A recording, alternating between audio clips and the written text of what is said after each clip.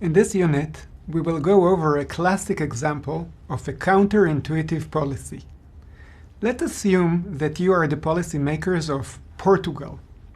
England is offering you to trade cloth and wine with it. More specifically, England offers to exchange its cloth for your wine. You know that the people of Portugal are more productive than the people of England in producing both wine and cloth. Would you accept England's offer to trade? Most of you answered no, but the right answer is yes. If you were the policymaker of Portugal, choosing to trade with England, you would have probably faced public resistance, because this policy is not intuitive, as witnessed by your answers, and requires public trust in the political system. So let's see why the answer is yes. This example was used by the famous economist David Ricardo in explaining his theory of comparative advantage.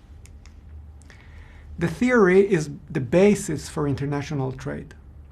I'm choosing to demonstrate my point that it is important to have public trust in the legislature on efficiency grounds with this classical example for a reason.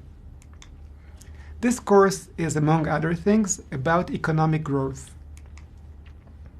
I already taught you the basics of the growth model and why innovation is the key to economic growth. With the following example, I teach you another basic insight that I believe everyone should know.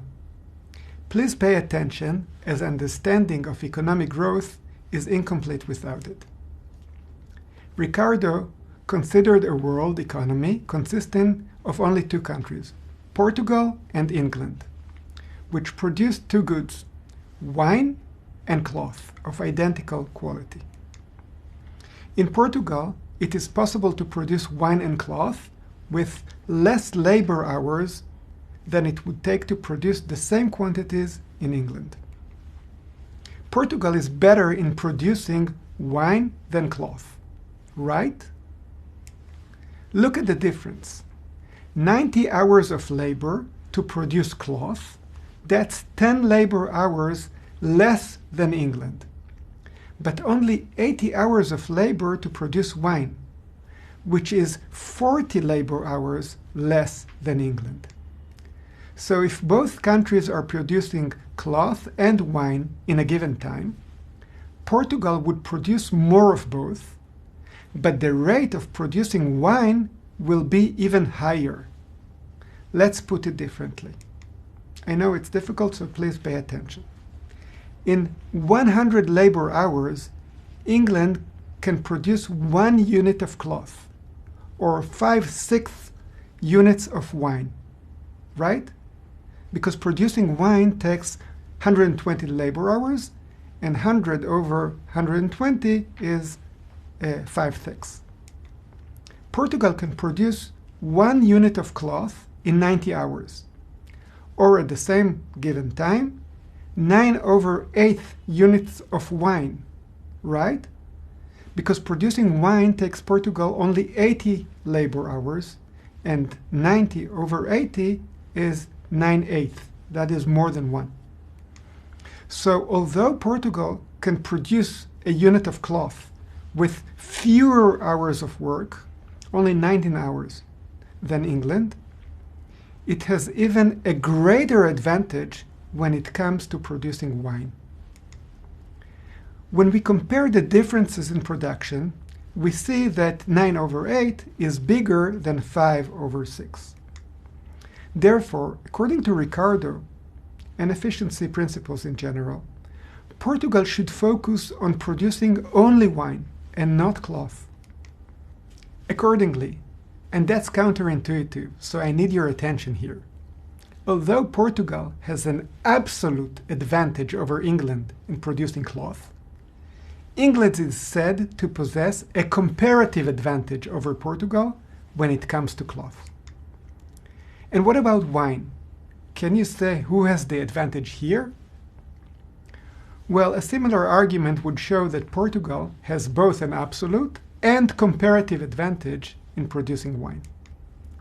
In the absence of trade, England requires 220 hours of work to produce 1 unit of each cloth and wine, while Portugal requires 170 hours of work to produce the same quantities. But if each country specializes in the good for which it has a comparative advantage, then the global production of both goods increases.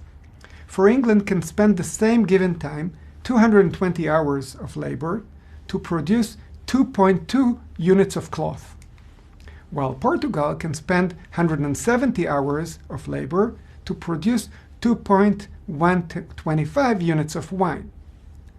Moreover, if both countries specialize in the above manner, with England producing only cloth and Portugal producing only wine, then trade would increase both countries' well-being. England would sell 1 unit of its cloth for anything between 5/6 to 9/8 units of Portugal's wine. And why is that? Because in 100 hours, England can produce 1 unit of cloth or 5/6 of wine. Therefore, if it receives in the trade more than 5/6 unit of wine, it becomes better off thanks to the trade.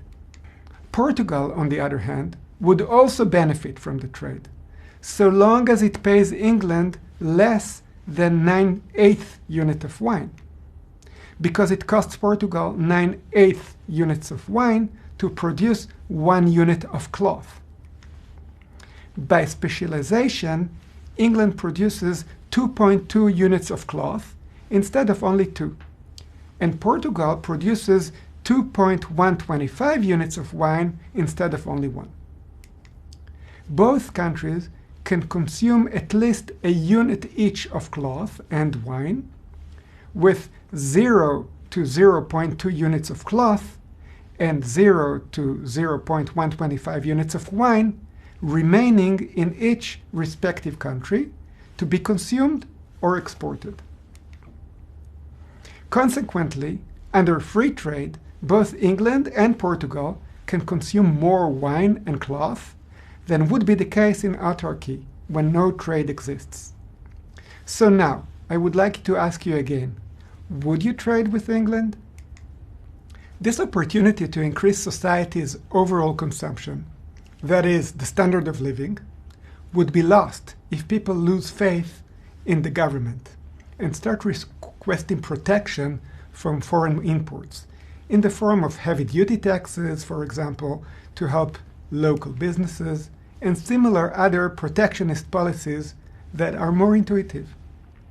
To sum up, inequality is inefficient. Equality contributes to efficiency by helping sustain social cohesion, thereby preventing a backlash against important yet counterintuitive policies. This allows countries to have counterintuitive policies that enhance economic growth to the benefit of the entire society.